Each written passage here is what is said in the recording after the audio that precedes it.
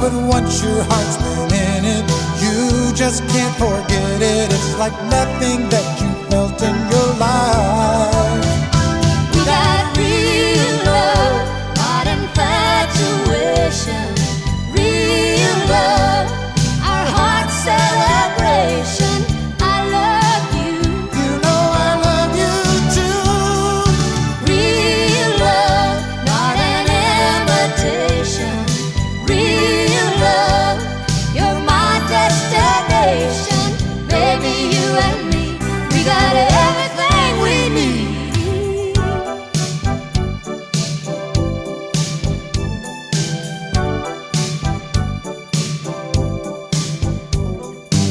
You are such a part of my life that I can't remember me without you. And we've had our nights, we've had our share of fights, but we never thought of giving it up. Oh, you and I, we must be dreamers, 'cause we're making all our dreams come true.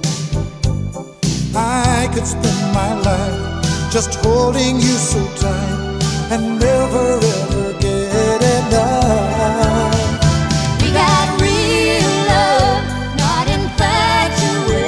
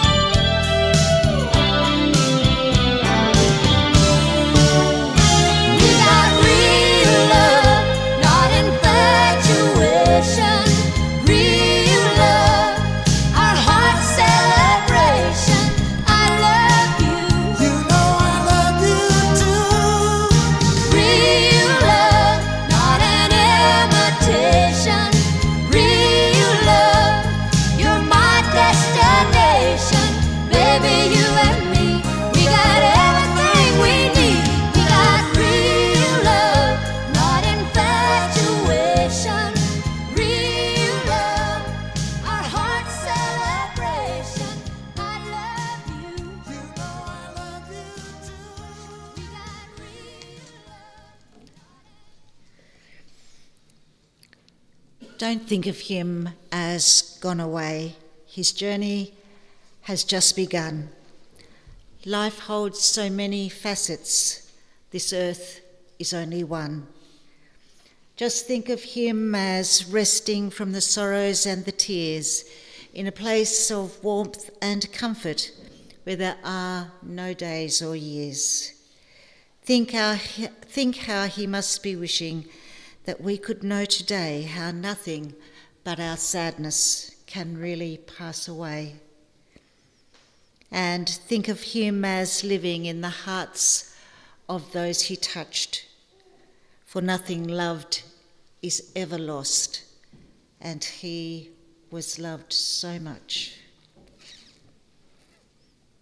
Family and friends, he was loved so much. So we have come together this afternoon in remembrance of a special person in our lives, Gregory Allen Dixon, Greg as he was known to many. On behalf of his loving wife and soulmate of 39 years, Marie, his sons Corey and Elise, Cody and Liz, and Shane, Kylie and Ben, and his grandchildren Tully, Taj, Banks, Tyson, Amber, Sophie, Isabella, Kai and Cruz. I welcome you and thank you for being here with them today.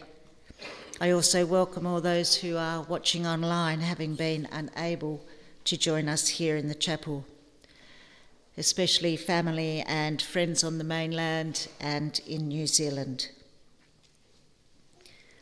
The kindness of all who have supported the family during this difficult time is much appreciated and will be consolation to them later during the inevitable moments of grief and emptiness.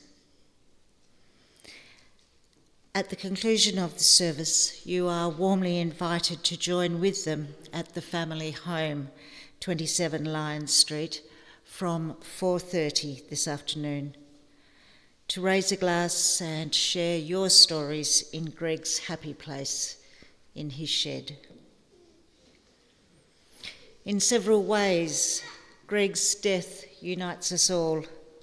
For a time, each of us puts aside our work, our cares, and our busyness to unite ourselves with each other because we share the common bond of love and respect for him. This funeral service has many purposes. Of course, it is for the reverent farewell of a dearly loved husband, father, pop, brother, uncle, and friend.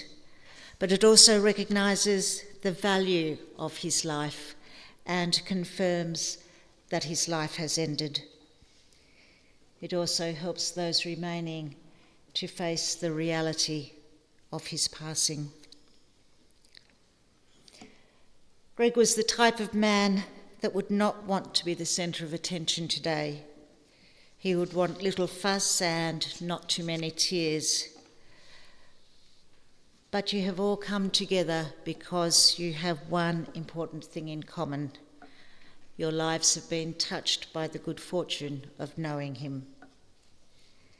His death was so sudden and unexpected. It is inevitable that you feel sadness today. Indeed, you may feel angry or shocked or cheated that his life is over and he is no longer with you to share your joys and wrap his arms around you. This is natural, and these emotions need to run their course. You may feel that his loss is impossible to put into words or even perhaps to accept. It may seem impossible to find the appropriate words to say to his family or even to say to each other. There are no words that can do justice to such a profound loss. But in your sadness, it is important to remember that grief is a passage, not a place to stay. Grief is not a sign of weakness nor a lack of faith. It is the price of love. Greg's eulogy has been written by his beautiful wife Marie, and I am honoured to share it on her behalf. Gregory Allen Dixon was born in Smithton on the 8th of October 1958, the youngest son of Claude and Elsie Dixon. Of his 7 siblings, only his 4 sisters survive him: Faye, Nancy, Janice and Anne. His brothers Bruce, Splinter and Johnny have all predeceased him. Greg went to Smithton Primary School and then on to Wynyard High School when the family moved up to the coast. Greg was a wild child in his teenage years, always a headache for his mum and dad. Greg's first son, Shane, was born in February 1980 in Burnie. 3 years later, in 1983, his only daughter, Kylie, was born in Mount Isa, Queensland. In 1985, Greg's life changed to a different path when he met Marie Whiteley. Greg married Marie in January 1987, and he was welcomed into the family by Marie's parents, Marlene and Jinx, and also her siblings Lynette and Eugene, and Greg and Heather. Life was wonderful. Greg and Marie welcomed their first son, Corey, in 1988, and then along came their second son, Cody, on Christmas Day, 1989. What a beautiful Christmas bundle he was. Greg and Marie and the boys moved from Wynyard to Somerset for an easier life in May 2003. Greg had numerous jobs over his lifetime, but ultimately found the job he loved, working for the Wynyard Waratah Council. He worked there for over 20 years until a work injury caused him to retire. Life took another path as he became the chief cook and bottle washer, the cleaner, the handyman. He did it all. Whatever needed doing, he could put his hand to and get it done. Greg was a great cook. He could cook the best Sunday roasts for his family. The roast potatoes were his speciality, and they were always looked forward to. He just loved to cook. It didn't matter what it was, he could cook it. He was always organised and had tea prepared by lunchtime, sitting on the stove, ready to cook. If anyone was visiting, he would always ask what they would like for tea. Most of the time, the response was Greg's mashed potatoes. As the years went on, he found his comfort zone and mellowed into a more relaxed lifestyle. He was a very private and quiet person in all aspects of his life. He didn't like change or crowds or mixing with strangers or being out of his comfort zone. He was just happy being with his family and close friends. His communication skills were very limited. Yes, no, or a thumbs up. He was a man of few words and really only spoke when he needed to. But Greg loved his family deeply. He loved nothing more than being with his sons, Corey and Cody, having a beer, lots of laughs, and spending time in his happy place, in his shed. And he loved spending time with all his grandchildren. His happy place was truly special, and he loved tinkering in that shed. If he was going to do a job of any sort, it would have to be done properly the first time, or it wasn't done at all. He was very particular with his lawns, always very neat and tidy. He was happiest when he was at home. He didn't wish to leave unless he really had to. Greg had many friends, as evidenced here this afternoon, and I know you all thought very highly of him. He was always the first to help out when asked, and he never said no. It was just the way he was. Greg and Marie spent all their time together, rarely apart. They did everything together. He was always the driver when travel was involved. He loved going down to Corey's shack at Granville Harbour. There was nothing better than packing up the four-wheeler and heading down there. Greg bought a small caravan and did it up like a little motel room and parked it at the shack at Granville so that he and Marie could have their own private space to sleep as the family grew. He was an avid reader, especially on his Kindle. He would spend hours immersed in a book, tuned out from all around him, although he always knew Marie was beside him in the recliner, enjoying a good read also. They were always so comfortable in each other's company and loved the life they had. Words weren't needed between them. They were just happy to be together, doing what they both enjoyed. They were two peas in a pod, soulmates forever. Greg passed away very suddenly and unexpectedly in the emergency department of the Burnie Hospital on the 29th of October, with Marie, Corey and Cody by his side. His beautiful, caring heart stopped beating, and while he gained his angel wings, their hearts were broken.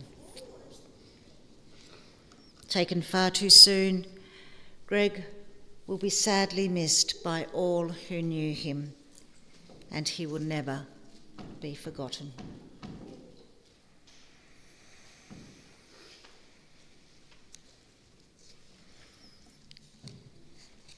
Greg's much-loved sons, Corey and Cody, have written a tribute to their father, and they're going to come forward to present it.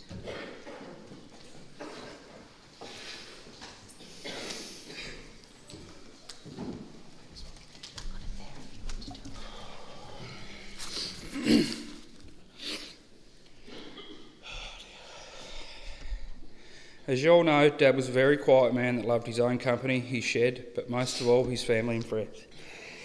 He loved his camping trips down Granville, where he created some of our greatest memories together. One that pops to mind is when we decided to go on a night ride in the Grizzlies with copious amounts of beer. It'd be a great idea. Dad watched me and Cody hit a big bog hole. Time after time we couldn't get through. He smiled at us, rode back about 200 metres, hit the hole like a bat out of hell. Dad on the bike launched out of the hole, and Dad hanging over the handlebars, head firmly on the front rack.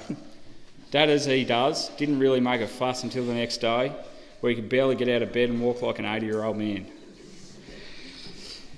Dad was always there to lend a hand, anywhere from countless renovations and jobs around our homes, lending his precious shed space so we could store our furniture, and even flying to WA to passenger Corey on his long drive home. Another great memory of old boy. One time while I was moving a garden shed from Carding Street to Elisa's house, I thought it'd be a great idea to move the shed assembled. Once Cody, Dad and myself sat the shed onto Dad's ute, it became clear that Dad wasn't real keen on the idea. The shed was almost twice the size of Dad's ute. Dad's thoughts soon changed when I told him to stop being a pussy. Dad's answer was, "I'm not a bloody pussy." The shed made it down without a scratch. In Dad's younger days, he was a bit of a revhead. He loved his old Holdens and seemed to enjoy driving after a few beers, which we all know didn't end too well on a couple of occasions. He passed his love on to anything car related to us. Corey and Dad restored a HR Holden at the age of 15 for Corey's first car. And he'd always be out in the shed helping me fix stuff that I always seemed to break. As Dad got older, his need for speed definitely slowed down. One time down Granville, Dad drove my buggy around for the day. Mum, on numerous occasions, told Dad to stop being an old nana. In his first ride in the buggy, I thought I'd make it one to remember, but all he did was squeal like a little girl the whole time and said he's never getting back in it with me again. Dad was a very forgiving man for us boys, definitely kept him on his toes in the younger years. Another one. Destroying our motorbikes every trip, from me stealing, rallying and crashing his four-wheel drive. I blamed a flock of birds for the damage, but really, I crashed it into the bushes. Sorry, old boy, you know the truth now. One time I decided it'd be a great idea to jump my Hilux up in a paddock at Nuns Road. After hitting this jump faster and faster, I actually realised that I'd bent the chassis and snapped the diff housing. Shit, how was I explain this to Dad? I slept on the thought all night, and all I could come home with was that I hit a cow. As expected, Dad believed it. The love that he showed for the grandkids was something else. Pop was always there at the door to meet and greet with a cuddle. Anything they asked was always asked with a yes. Memories that you've created with them will always be in our hearts. If only you could grow to see them up. Dad's tough but fair nature was something that we'd grown to love, but deep down he was the most loving, caring and supportive person, especially to our beautiful mother. We promise that we'll continue to love and support Mum until you two are together again. Enjoy the cold beers with your family out there, mate. Thanks for being the most wonderful old boy. We will always love you.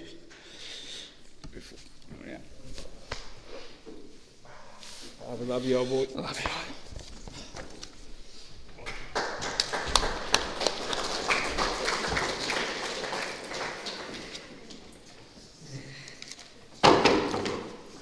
Thank you, boys.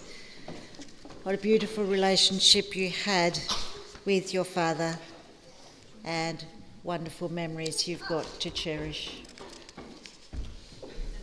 It's all right. He's right, though.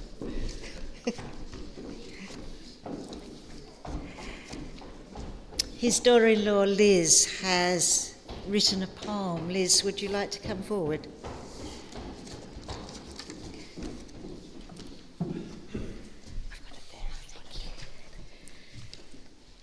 A poem for Pop.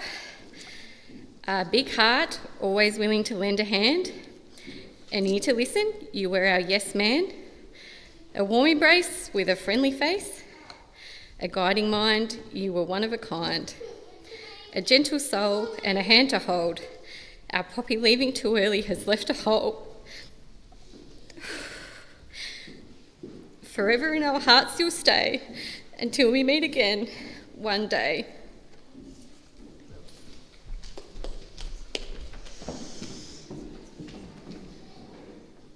Thank you, Liz. It's lovely when they come, words that come from your heart so naturally. And grandson Tyson.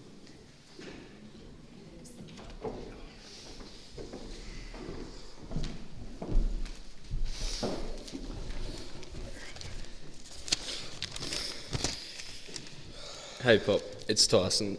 This is unbelievably hard to write. To think you aren't here with us anymore makes it even harder. Before we moved away, the time we got to spend with each other, I couldn't have asked for better memories of us. From our fishing trips off the rocks towards Crayfish Creek, woodcutting in the forestry and letting me steer the ute through the bush. I remember I used to roll smokes for you, the roller for pocket money so I could run down to the corner store for me lollies. Nan found out the other day too, Pop, so we have to keep that one there. I hope you're enjoying it up there with the cold one in hand and the ciggy going looking down over us all. I will always love you, Pop, and I'm going to really miss you. I wish I got to have one cold one with you before you had to go.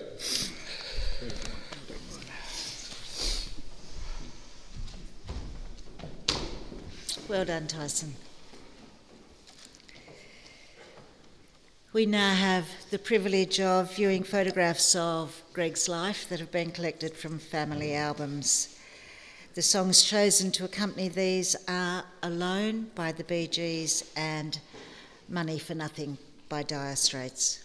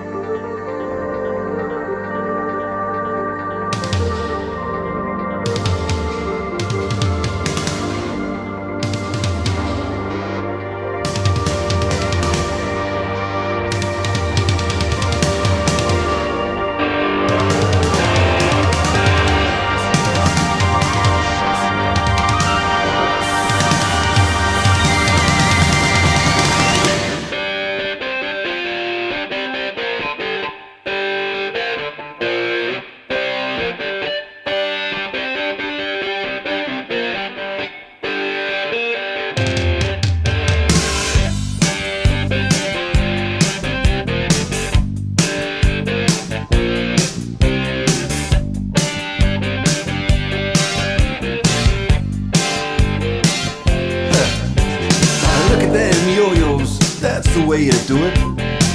You play the guitar on the MTV. That ain't working, that's the way you do it. Money for nothing and your chicks for free. Now that ain't working, that's the way you do it. Let me tell you, damn guys ain't dumb.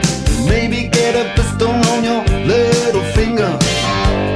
Maybe get a blister on your thumb. We got to install microwave ovens, custom kitchen deliveries. We got to move these refrigerators. We got to move these color TVs.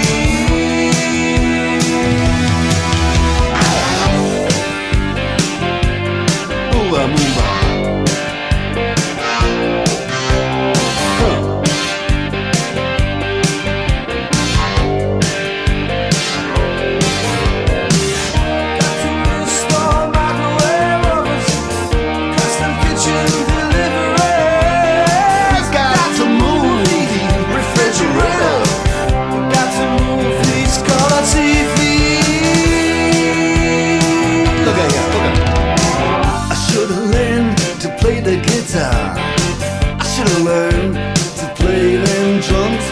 Mama, she got it sticking in the cameraman. We could have some. And he's up there. What's that? Hawaiian noises. He's banging on the bongos like a chimpanzee. Oh, that ain't working. That's the way you do it. Get your money for nothing. Get your chicks for free. We got to install microwave oven, custom kitchen deliveries. We got to move these refrigerators. We got to move these color TVs.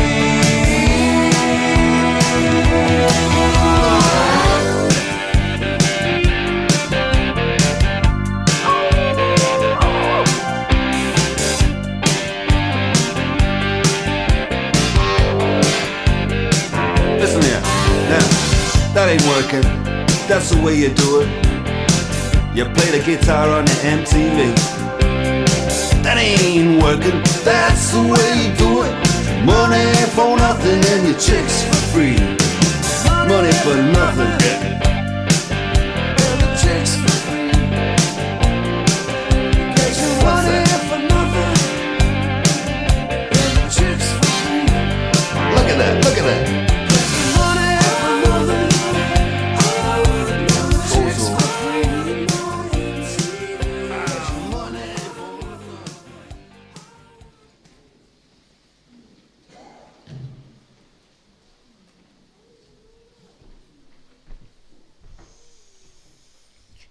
What beautiful memories were in there.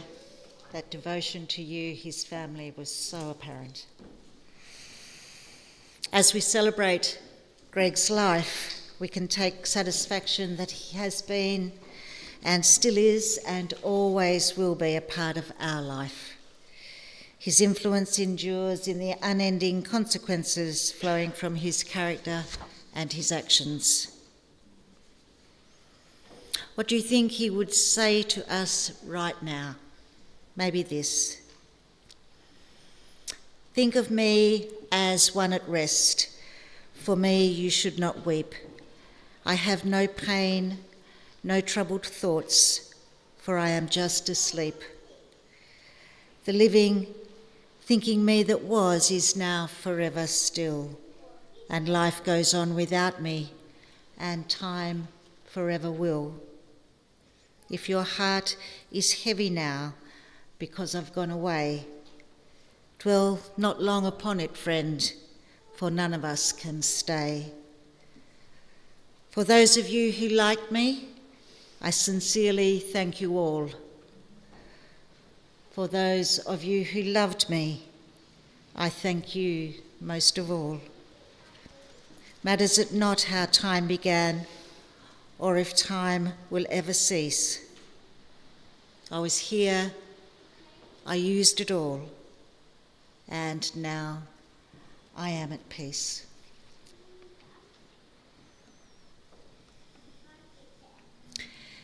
Greg will now take his final journey to the Burney Lawn Cemetery, where he will be laid to rest. Please feel free to join the family there, or if you would prefer, at 4:30 to join them at 27 Lion Street in Somerset. Would you all please stand?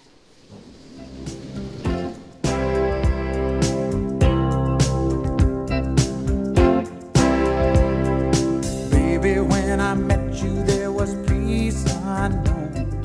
I set out to get you with a fine-tooth comb. I was soft inside. There was something going on. You do something to me that I can't explain. Hold me closer and I feel no pain. Every beat of my heart, we got something going on. Tender love is blind, it requires a dedication.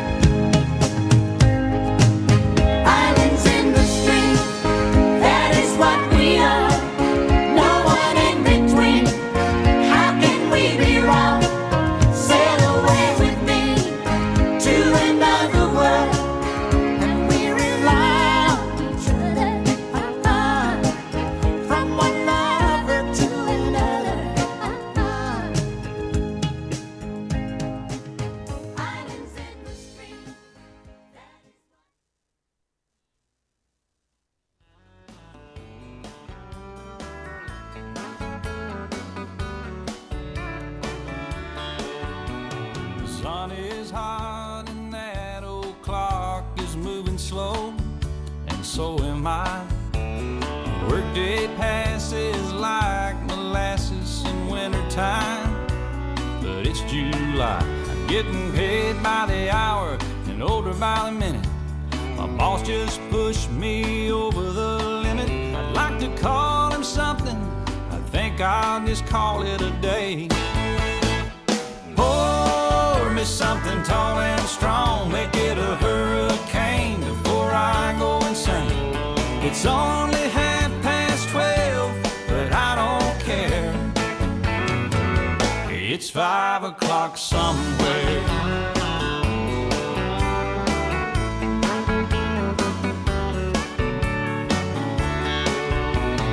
This lunch break is gonna take all afternoon and half the night. Tomorrow morning I know there'll be hell to pay. Hey, but that's alright. I ain't had a day off now in over a year. My Jamaican vacation's gonna start right here. If the phone's for me, you can tell them I just sailed away. And pour me something tall and strong, make it a hurricane before I go insane. It's only 12:30, but I don't care. It's 5 o'clock somewhere.